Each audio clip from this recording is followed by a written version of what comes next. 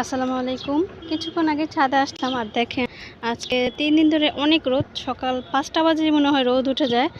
আর এই যে বাগানে কিছু কুমড়া শাক ছিল, তুলে ফেলেছিলাম কারণ এই পেঁপে গাছটার গোড়ায় হয়েছিল। তো পেঁপে গাছটার পুষ্টিতে ঘাটতি ছিল, যার কারণে এই যে এতটুকু বড় হয়েছে তুলে ফেলেছি সব একবার গোড়া থেকে। আর এই দিকে দেখেন এই যে লেবু গাছটার গোড়ায় কতগুলা পুঁইশাক হয়েছে। তো আজকে এই পুঁইশাকগুলোও তুলে ফেলবো। দেখেন কত সুন্দর পোশাক হয়ে রয়েছে। এই গাছটা থেকে কয়েকদিন পরপরই পুঁইশাক খাওয়া হয়। দেখেন ডোকাগুলি একবারে নরম আর কচি কচি, অনেকগুলো হয়েছে, সবগুলো এখন কাটবো।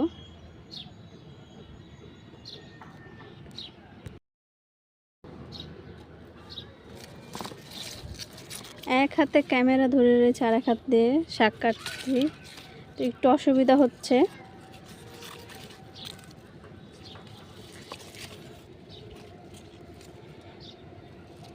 আমার চ্যানেলটিকে যারা যারা এখনও সাবস্ক্রাইব করেনি, আমার চ্যানেলটাকে সবাই সাবস্ক্রাইব করবেন। আর যদি ভিডিওটা ভালো লাগে তাহলে কিন্তু একটা লাইক করবেন, কমেন্ট করে জানাবেন যে কীরকম লাগলো ভিডিওটা।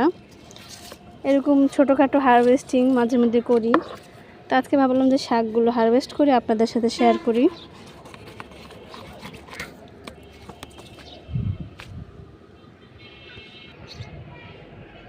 এই তো দেখেন এই যে গোড়াটা পুরো খালি হয়ে গেছে, আবারও যে একটু রেখেছি। আসলে রান্না বসিয়ে দিয়ে এই যে শাকগুলো নিতে আসছি। অনেক দিন ধরে ভাবতেছিলাম তুলবো, তো আজকে ইলিশ মাছ দিয়ে রান্না করব এই পুঁই শাকগুলা। আর এই যেগুলা এই কুমড়ো শাকগুলি সবজির মধ্যে দিয়ে দিব।